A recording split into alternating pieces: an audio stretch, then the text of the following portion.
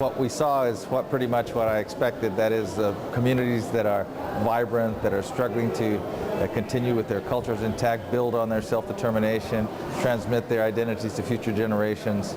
At the same time, I think what did surprise me a bit was the conditions, the really disadvantaged conditions that many indigenous people live in.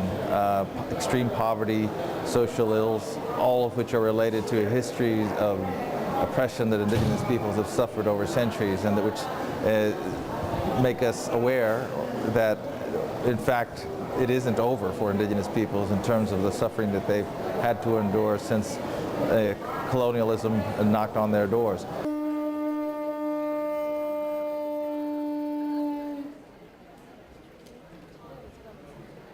The statistics bear that out, that on many of the reservations at least, not necessarily all of them, but on many of them, yes, the conditions are akin to third world conditions. And what's more important, I think, is that the conditions are really in stark contrast with the conditions of the average American. And so there's a real gap there that needs to be addressed. And what we see is where indigenous peoples do recover control of our lands, they start to close this gap, this economic gap that we've seen and that the government itself has documented. If you talk about the Black Hills, these are not lands that are inhabited by hundreds of non-indigenous people. These are federal public lands that are in the hands of the federal government, that with the stroke of a pen, really, with an act of Congress, could be restored to the Lakota people. So it's a matter of political will. What I've suggested is not necessarily an outright return of the Black Hills as such, but perhaps other arrangements, a co-management of the area where Lakota people can reestablish their connections and have a say in how that area, how that sacred area is managed. And that might not involve a return of Mount Rushmore, which is so iconic for the broader American public, or it might.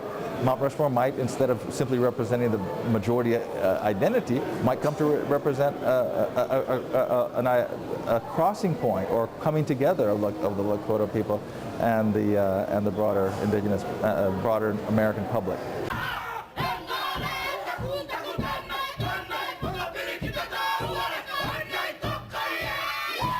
Esta doctrina, que es una doctrina colonial, de la época colonial, la doctrina del descubrimiento, por supuesto ha tenido sus impactos en las vidas de los pueblos indígenas a través de la historia, porque ha sido un fundamento para la negación de sus derechos o la falta de reconocimiento de su existencia en sus territorios. Primero, en primer lugar, reconociendo los derechos de los pueblos indígenas sobre esas tierras. Eso es fundamental. No puede haber una discusión o un diálogo adecuado si no hay ese reconocimiento eficaz y concreto sobre esas tierras y los recursos naturales dentro de eso.